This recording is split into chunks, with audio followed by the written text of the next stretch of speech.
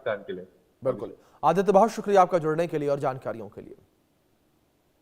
इस बीच बड़ी खबर बांग्लादेश से। बांग्लादेश में हिंदुओं के खिलाफ हिंसा जारी है। बांग्लादेश में एक और हिंदू युवक की हत्या का मामला है। कट्टरपंथियों ने छात्र को नदी में फेंक दिया। हाथ पैर बांधकर युवक को नदी में फेंका गया है। ये बड़ी खबर जो फिलहाल निकलकर सामने आ रही है। तो हाथ पैर बांधकर युवक को नदी में फेंकने का मामला सामने आया है। हाथ पैर बांधकर युवक को नदी में फेंक दिया गया। बड़ी खबर जो फिलहाल निकलकर सामने आ रही है। एक और हिंदू युवक की हत्या का मामला है ये। बांग्लादेश में एक और हिंदू युवक की जान चली गई है। बांग्लादेश में हिंदू होना अब गुनाह बनता नजर आ रहा है। लगातार अल्पसंख्यकों को टारगेट किया जा रहा है। खासतौर पर हिंदुओं को जो है टारगेट किया जा रहा है और इसे टारगेट किलिंग भी कहा जा सकता है, क्योंकि जिस तरीके से हिंदुओं को चुन चुन कर मारा जा रहा है, हमले किए जा रहे हैं, उनके प्रतिष्ठानों को तोड़ा जा रहा है, उनके देवी देवताओं की मूर्तियों को खंडित किया जा रहा है, मंदिरों पर अटैक किया जा रहा है। ये साफ तौर पर दर्शाता है, बताता है कि किस तरीके से हिंदुओं को मारा जा रहा है। हिंदुओं की टारगेट किलिंग जो है वो बांग्लादेश में हो रही है। तो बड़ी खबर जो फिलहाल निकलकर सामने आ रही है, बांग्लादेश में हिंदुओं की टारगेट किलिंग जो है वो लगातार हो रही है। ये बड़ी खबर जो फिलहाल निकलकर सामने आ रही है। एक और हिंदू युवक की हत्या का मामला सामने आया। हाथ पैर बांधकर नदी में फेंकने का मामला जो है वो सामने आया है। तो एक और हिंदू युवक की हत्या का मामला है ये, और हिंदू युवक के हाथ पैर बांधकर उसे नदी में फेंक दिया गया। ये बड़ी खबर जो इस बीच निकलकर सामने आ रही है। हाथ पैर बांधकर युवक को नदी में फेंकने का पूरा मामला है, ताकि युवक जो है वो बाहर ना आ पाए। इस वजह से उसके हाथ पैर बांधकर उसे नदी में फेंका गया। ये बड़ी खबर जो फिलहाल निकलकर सामने आ रही है। बांग्लादेश में एक और हिंदू युवक की हत्या का ये पूरा मामला, तो ये बड़ी खबर जो फिलहाल निकलकर सामने आ रही है। युवक के हाथ पैर बांधकर जो है उसे नदी में फेंक दिया गया। ये बड़ी खबर जो फिलहाल निकलकर सामने आ रही है। तो एक और हिंदू युवक की हत्या का मामला है ये। बांग्लादेश में लगातार अल्पसंख्यकों को निशाना बनाया जा रहा है, हिंदुओं को निशाना बनाया जा रहा है। लगातार हिंदुओं की हत्या का दौर जारी है। हिंदुओं की हत्या का दौर जो है वो बांग्लादेश में थमता हुआ नजर नहीं आ रहा है। ये बड़ी खबर जो फिलहाल निकल के सामने आ रही है। हिंदुओं की हत्या का दौर लगातार बांग्लादेश में जारी है। लगातार बांग्लादेश में हिंदुओं की हत्या की जा रही है। बड़ी खबर जो फिलहाल निकल कर सामने आई है। हिंदुओं की हत्या लगातार जो है वो की जा रही है। इस बीच हमारे सहयोगी दैनिक दत्ता जुड़े हैं, उनका रुख करेंगे इन्फॉर्मेशन के लिए। दैनिक, क्या जानकारियां फिलहाल मिल पा रही हैं, किस तरीके के हालात बांग्लादेश में बने हुए हैं? क्योंकि बांग्लादेश में अगर चुनाव को लेकर बात करें, चुनाव बेहद नजदीक, लेकिन उससे पहले लगातार हिंदुओं की हत्या की जा रही है, या यूं कहें कि हिंदुओं की टारगेट किलिंग इस वक्त बांग्लादेश में जारी है। एकदम ही बांग्लादेश में हिंदुओं का टारगेट किलिंग चल रहा है, क्योंकि अगर देखा जाए तो पिछले कुछ महीने के अंदर जी करीब 116 के ऊपर केस दायर किया गया है, जिसमें हिंदुओं के ऊपर अत्याचार का घटना सामने आया है। और फिर जी से और एक घटना जिस जगह पर हिंदुओं के ऊपर अत्याचार करके उनको मार दिया जाता है।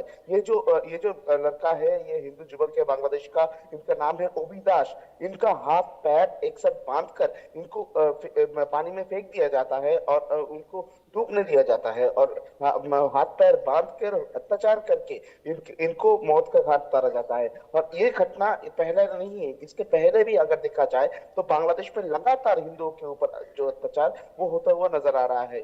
जितना इलेक्शन करीब आ रहा है उतना ही बोल सकते हैं कि बांग्लादेश में हिंदुओं के ऊपर टारगेट किलिंग जो है वो भी बढ़ता हुआ नजर आ रहा है। 12 जी फरवरी बांग्लादेश में चुनाव होने जा रहा है, मगर अभी भी बांग्लादेश में हिंदुओं को टारगेट करना है, माइनॉरिटीज के ऊपर टारगेट करना, माइनॉरिटीज के ऊपर अत्याचार करना और माइनॉरिटीज को मारना, इस तरीके का जो घटना ये लगातार बढ़ता हुआ नजर आ रहा है। तो बांग्लादेश में सिक्योरिटी को लेकर सवाल जो है वो अभी पैदा हो रहा है। बांग्लादेश में क्या सही तरीके से सब लोग चुनाव में पार्टिसिपेट कर पाएगा? मेनली जो माइनॉरिटीज है, क्या वो लोग बांग्लादेश का मतदान में शामिल हो पाएंगे? जी ये सवाल ही अभी आ रहा है, क्योंकि लगातार जिस तरीके से हिंदुओं के ऊपर अत्याचार हो रहा है, माइनॉरिटीज को एकदम टारगेट किया जा रहा है जिस तरीके से बांग्लादेश में, उस जगह पर किस तरीके से माइनॉरिटीज जो है वो लोग निकल के इलेक्शन में पार्टिसिपेट करेंगे, खुद का मर्जी से मतदान करेंगे, ये सवाल ही अभी बांग्लादेश से सामने आ रहा है। बिल्कुल रैनिक, जाहिर तौर पर रैनिक, दूसरी ओर अगर बात बांग्लादेश की अंतरिम सरकार को लेकर बात करें, अंतरिम सरकार हर मोर्चे पर फेल होती नजर आ रही है। हाँ एकदम ही बांग्लादेश का अंतरिम सरकार का अगर बात किया जाए तो उसमें देखने को मिलेगा कि अंतरिम सरकार की तरफ से जो भी बयान दिया गया है, जो भी जी वादा किया गया है, वो एक भी पूरा नहीं किया मोहम्मद यूनुस ने। जी मोहम्मद यूनुस की तरफ से हिंदुओं का सुरक्षा या तो माइनॉरिटीज की सुरक्षा को लेकर ज्यादा इंतजाम का बात किया गया था, मगर मोहम्मद यूनुस का बात एक काम एक। मोहम्मद यूनुस की तरफ से ये भी कहा गया था कि पुलिस की तरफ से माइनॉरिटीज की सुरक्षा का इंतजाम किया जाएगा, मगर अगर देखा जाए तो बांग्लादेश में हिंदुओं के ऊपर जब भी कोई अत्याचार हुआ है तब भी पॉलिटिकल कलर देने का कोशिश जो है वो बांग्लादेश पुलिस की तरफ से किया गया है। इसके पहले भी बहुत सारे घटना जो है उसमें साफ देखने को मिलेगा कि बांग्लादेश में पॉलिटिकल कलर देने का कोशिश किया गया है। तो जी ये बात तो साफ हो चुका है कि मोहम्मद यूनुस कट्टरपंथियों के खिलाफ में कोई बात नहीं करता है। और दूसरा और अगर देखा जाए तो बांग्लादेश में मोहम्मद यूनुस की तरफ से जो वादा किया जाता है वो जी वादा मोहम्मद यूनुस पूरा नहीं कर रहा है। तो मोहम्मद यूनुस के ऊपर भरोसा अभी बांग्लादेश का लोग जो है वो उनका टूट चुका है बोल सकते हैं। और अंतरिम सरकार के ऊपर भी भरोसा जो है वो टूट चुका है और अंतरिम गवर्नमेंट भी फेलियर हो रहा है, ये भी बोल सकते हैं। जी रैनिक, अगर बात हिंदुओं पर हो रही हत्याओं को लेकर करें तो क्या अंतरिम सरकार के द्वारा कुछ कहा गया है इन हत्याओं को लेकर? क्या अंतरिम सरकार ने कहा कि हम इस पूरे मामले को लेकर कार्रवाई कर रहे हैं? देखिए अंतरिम सरकार की तरफ से इसके पहले भी कहा गया था कि हिंदुओं के ऊपर या माइनॉरिटीज के ऊपर जो अत्याचार का घटना घट रहा है, जो जिस तरीके से हमले का घटना घट रहा है उसमें अंतरिम सरकार की तरफ से एक्शन लिया जाएगा, अंतरिम सरकार की तरफ से बंदोबस्त किया जाएगा। मगर दूसरी तरफ अगर देखा जाए तो अंतरिम सरकार की तरफ से अभी तक कोई मामले पर सही तरीके से स्टेप नहीं लिया गया है। अगर देखा जाए तो ये शुरुआत जब हुआ था चंदन दास को लेकर जो शुरुआत हुआ था उस मामले पर 10 लोगों को गिरफ्तार किया गया था। उसके बाद अगर किसी मामले पर देखा जाए तो मोहम्मद यूनुस का कोई एक्शन देखने को नहीं मिलेगा। तो मोहम्मद यूनुस की तरफ से बयान दिया जाता है, मोहम्मद यूनुस का इंटरिम गवर्नमेंट की तरफ से बयान दिया जाता है, मगर एक्शन अभी तक कुछ देखने को नहीं मिल रहा है।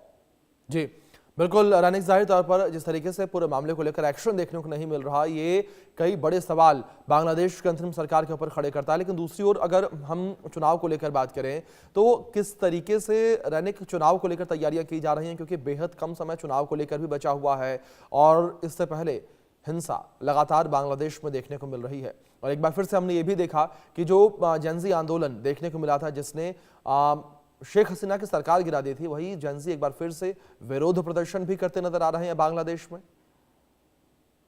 एकदम देखिए चुनाव आने वाला है, 12 फरवरी को चुनाव होने वाला है बांग्लादेश में। मगर सबसे महत्वपूर्ण सवाल बांग्लादेश में अभी है कि सही तरीके से क्या चुनाव हो पाएगा, बांग्लादेश का लॉ एंड ऑर्डर सिचुएशन का सही रहेगा। क्योंकि अगर देखा जाए तो जिस तरीके से जुलाई 2024 को बांग्लादेश में प्रोटेस्ट भड़का था, जिस तरीके से छात्र संगठन की तरफ से प्रोटेस्ट किया गया था, उसी तरीके का प्रोटेस्ट अभी बांग्लादेश में फिलहाल देखने को मिल रहा है। बांग्लादेश में लगातार जो प्रोटेस्ट वो जारी है, इंटरिम गवर्नमेंट के खिलाफ में प्रोटेस्ट जो है वो लगातार जारी है। तो इस सिचुएशन में सबसे महत्वपूर्ण सवाल, क्या बांग्लादेश में सही तरीके से चुनाव हो पाएगा, लॉ एंड ऑर्डर सिचुएशन किस तरीके से कंट्रोल हो पाएगा। मगर दूसरी तरफ बांग्लादेश का इंटरिम गवर्नमेंट की तरफ से कहा जा रहा है कि लॉ एंड ऑर्डर सिचुएशन देखने के लिए एकदम इंटरिम गवर्नमेंट प्रस्तुत है।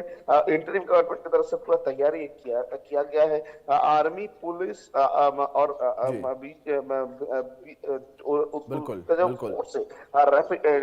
जाहिर तौर पर जिस तरीके से आपने जिक्र किया, लगातार बांग्लादेश में हालात जो हैं बड़े विपरीत बने हुए नजर आ रहे हैं। बहुत शुक्रिया आपका जुड़ने के लिए और तमाम जानकारियों के लिए रैनिक।